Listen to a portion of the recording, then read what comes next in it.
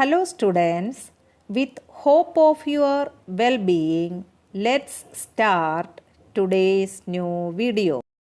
Standard 4th subject English, lesson number 37, Ryokan and the Starfish.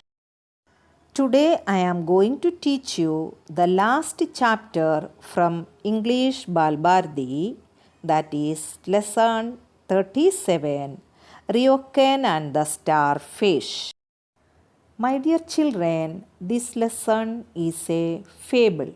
Now you know what is a fable. In the beginning of the year, we have learned Aesop's fables. Fables are short stories that have a moral or message for us, something to learn and keep in mind as we grow up. So let's read and understand as what message is from this lesson. Ryokan was a monk who lived in Japan. He was a well-known teacher and a poet and a calligrapher. Children, here we are learning about the person, his name Ryokan. Who was he? He was a monk. And then where he lived? In Japan. He was a good teacher and well-known, famous he was, and a poet. Then calligrapher also. Here calligrapher means the person who knows the art of fine handwriting. Next paragraph. One day he was walking on the beach and he saw that hundreds of starfish had been washed ashore in a storm. The storm had blown over and the starfish were dying in the hot sun. Ryokan began to pick up the starfish one by one. He threw them back in the sea. Here the meaning is, what happened children? One day this Ryokan was walking on the beach. Then what he saw? He saw that hundreds of starfish had been washed ashore in a storm. Due to this storm, what happened? That storm had blown over the starfish. They were lying on the seashore. That means they were dying in the hot sun. Do you know children, fish where they can live? Yes, they can live only in the water. So what Ryokan did? He began to pick up the starfish one by one. Then he threw them back in the sea. Moving to the next paragraphs.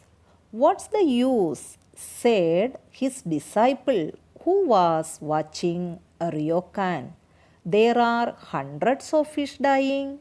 Throwing back a few of them will not make any difference. Ryokan picked up another fish.